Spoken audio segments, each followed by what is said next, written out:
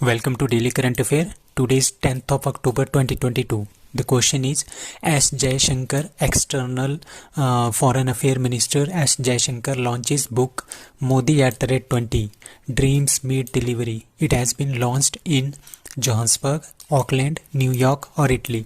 आजकल जो एस जयशंकर जी हैं वो न्यूजीलैंड के दौरे पे हैं, तो ऑकलैंड में उन्होंने एक बुक को लॉन्च किया, उसका नाम है Modi at the rate 20 dreams meet delivery. तो आपने कुछ दिन पहले भी ये वाली जो बुक है इसका नाम सुना था, क्योंकि ये पहले भी इंडिया में बहुत पहले क्या हो गई है, लॉन्च हो गई है। ये कब हुई थी?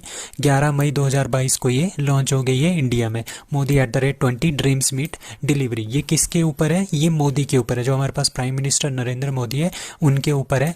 उन्होंने 20 साल जो है कंप्लीट कर दिए थे हेड ऑफ द गवर्नमेंट के रूप में। ठीक है, 2001 से लेके 2014 तक ये सीएम थे, कहाँ के? गुजरात के। और उसके बाद प्राइम मिनिस्टर है इंडिया के अप टू 2021। तो 20 साल इन्होंने क्या किया है, इनकी जो जर्नी है 20 साल की गवर्नमेंट में, उसके बारे में इसमें बताया गया है। तो external affair minister S Jaishankar participated in New Zealand to launch the book. कौन सी book? Modi at rate 20 dreams meet delivery. कहाँ पे? ऑकलैंड में। ऑकलैंड कहाँ पे है? न्यूजीलैंड में। इसमें से एक जो चैप्टर है वो एस जयशंकर ने भी ऑथर किया हुआ है। So Indian Navy signed a pact with whom on white shipping information exchange, that is Royal Navy of New Zealand. So Indian Navy और Royal Navy of New Zealand ने क्या कर दिया है, एक पैक्ट साइन किया है जिसके अंदर वो अपने वाइट शिपिंग इन्फॉर्मेशन जो है एक दूसरे को बताएंगे। वाइट शिपिंग इन्फॉर्मेशन क्या होती है? वाइट शिपिंग इन्फॉर्मेशन इस तरह की होती है कि sharing the earlier knowledge on the location, मतलब कि जो हमारे पास शिप्स हैं उसकी लोकेशन, उनकी आइडेंटिटी, उनका कमर्शियल किसके लिए वो आ रही है, कौन सी उसका मिलिट्री है कि नॉन मिलिट्री है, मर्चेंट है या दूसरी है, तो ये कौन सी वेसल है। मतलब कि जो भी हमारे पास शिप्स वगैरह होंगी, जब वो न्यूजीलैंड के आसपास जाएंगी पैसिफिक ओशन के आसपास, तो वो क्या करेंगे, अपनी इन्फॉर्मेशन शेयर करेगी न्यूजीलैंड के साथ, और इंडिया वाले न्यूजीलैंड वाले के साथ करेंगे और न्यूजीलैंड वाले इंडिया वाले के साथ शेयर करेंगे। ठीक है, तो royal New Zealand navy and Indian army, दोनों Indian navy have signed a contract on exchange of white shipping information exchange. The white shipping information exchange agreement is an information network. मतलब कि हमने अपनी जो शिप्स वगैरह है उसके बारे में इंफॉर्मेशन देनी है न्यूजीलैंड को, और न्यूजीलैंड वाले हमें इसके बारे में देंगे। इस तरह से हमारा क्या होगा, डिफेंस के मामले में भी हम एक दूसरे के साथ सहयोग कर पाएंगे, और जितने भी हमारे पास कम्युनिकेशन होता रहेगा, कम्युनिकेटिव इंफॉर्मेशन जो है शिप्स के बारे में एक दूसरे को पता चलती रहेगी। So world cotton day is celebrated on that is 7th of October। So 7th of October को हमने क्या मनाया है? World cotton day. और 8th of October को हम क्या मनाते हैं? Indian air force day. ये बहुत इंपॉर्टेंट है, इंडियन एयरफोर्स डे। 8 अक्टूबर को इंडियन एयरफोर्स डे और 7 अक्टूबर को क्या मनाते हैं? World cotton day. और इंडियन एयरफोर्स डे क्यों मनाते हैं? क्योंकि इस दिन ये बनी थी 8 अक्टूबर 1932 को ये बना था Indian air force, and it completing 90 year इन्होंने 2022 में कंप्लीट कर दिए हैं। अब आते हैं वर्ल्ड कॉटन डे की तरफ। 7 अक्टूबर को क्या मनाते हैं? World cotton day. 2019 में ये सबसे पहली बार मनाया गया था। किसने? वर्ल्ड ट्रेड ऑर्गेनाइजेशन ने इसको मनाया था। तो 2022 में हम इसका 3rd एनिवर्सरी सेलिब्रेशन जो है मना रहे हैं। जो थीम क्या है इस बार की? Weaving a better future for cotton. ठीक है, इसका एम क्या है? इसका एम ये है कि हमने लोगों में नॉलेज प्रोवाइड करनी है। ठीक है, असिस्टेंट प्रोवाइड करना है, ताकि ज़्यादा से ज़्यादा क्या हो, कॉटन की खेती हो, और कॉटन की खेती के फार्मर ज़्यादा से ज़्यादा मार्केट में आए और उनको ज़्यादा से ज़्यादा फ़ायदा हो, ज़्यादा से ज़्यादा इसमें रिसर्च हो, ताकि क्या हो, ज़्यादा से ज़्यादा प्रोडक्शन हो और मार्केटिंग हो। इसके लिए ये दिन जो है वर्ल्ड कॉटन डे मनाया जाता है। सो वर्ल्ड ट्रेड ऑर्गेनाइजेशन का हेडक्वार्टर जिनेवा स्विट्जरलैंड में है। वर्ल्ड ट्रेड ऑर्गेनाइजेशन का फाउंड कब हुआ था? 1 जनवरी 1995 को, very important date. And world trade organisation की डायरेक्टर जनरल है Ngozi Okonjo Iweala. Jammu and Kashmir tourism department inaugurates bird festival at Srinagar, Baramulla, Pahalgam और Jammu. So answer is C, that is Pahalgam. So Pahalgam में इन्होंने क्या किया है, जम्मू कश्मीर टूरिज्म डिपार्टमेंट में बर्ड फेस्टिवल जो है वो इनॉग्रेट किया है। क्यों किया है? So Jammu Kashmir have inaugurated bird festival 2022 at Pahalgam in south Kashmir. It is the first first of its kind, तो ये काफ़ी इंपॉर्टेंट बन जाता है क्योंकि it is a first of its kind, ठीक है। Bird festival in the union territory. So Jammu Kashmir are all set to welcome the tourist, ठीक है। ये बहुत सारे मतलब कि ऑल कंट्रीज से भी इसमें टूरिस्ट आ सकते हैं। ये एक बर्ड फेस्टिवल है अराउंड द वर्ल्ड, ठीक है। The festival will organized in collaboration with the department of tourism in the century foundation. अब हमारे पास इंडिया में 1200 टोटल स्पीशीज़ है बर्ड की, उसमें से अकेले कश्मीर में ही 600 स्पीशीज़ पाई जाती हैं। अब सैफरन बॉल ऑफ इंडिया किसको बोलते हैं? पैम्पोर रीजन को, J&K में।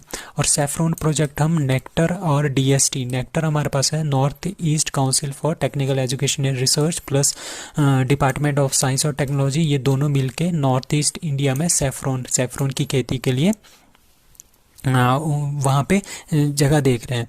तो अब हम सैफरन की खेती जम्मू कश्मीर में ही होती थी इंडिया में, अब कहाँ पे होगी?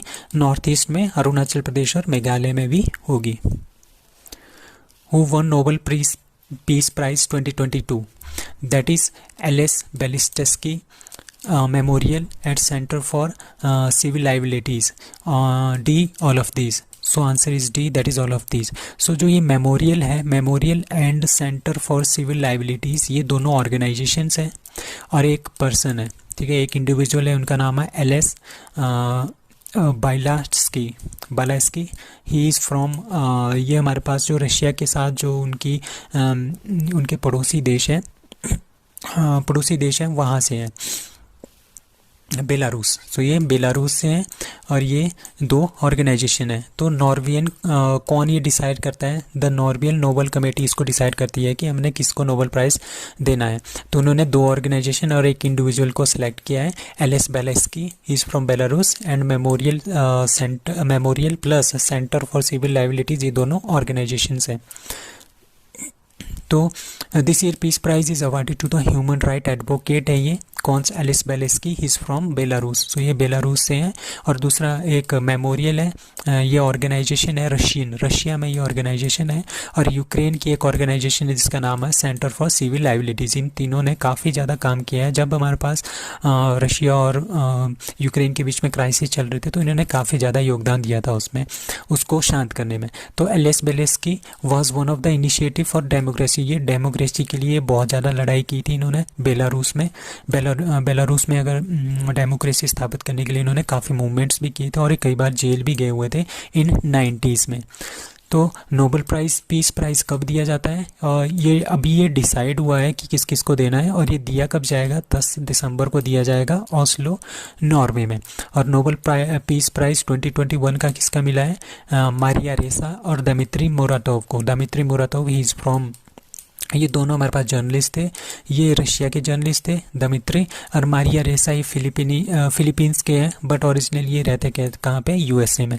अब आपने ये ध्यान रखना है, दमित्री मुराटोव ने क्या किया है, जब रशिया और यूक्रेन का वॉर हो रहा था तब इन्होंने अपना जो नोबेल पीस प्राइज़ है वो यूक्रेन के जो शरणार्थी हैं जो दूसरी कंट्रीज़ में चले गए थे उनको इन्होंने ये दे दिया था।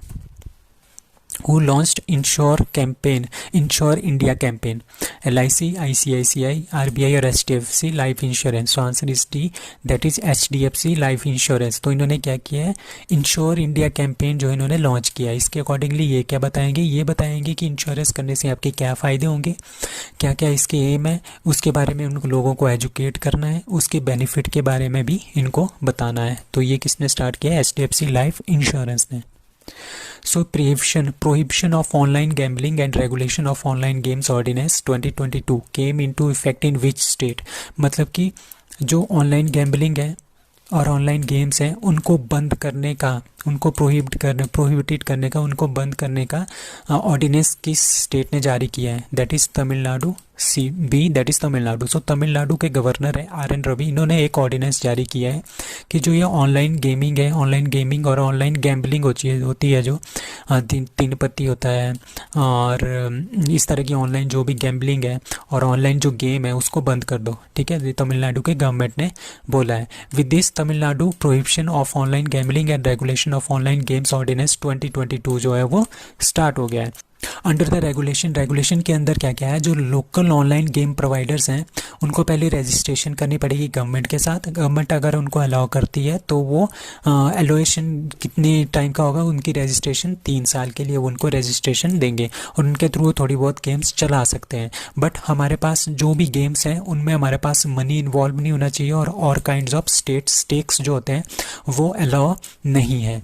तो प्रोहिबिशन मतलब कि जो ऑनलाइन गैम्बलिंग है and regulation of online games वो कौन सी स्टेट ने किया है, दैट इज़ तमिलनाडु, और वहाँ की गवर्नर कौन है, दैट इज़ RN रवि।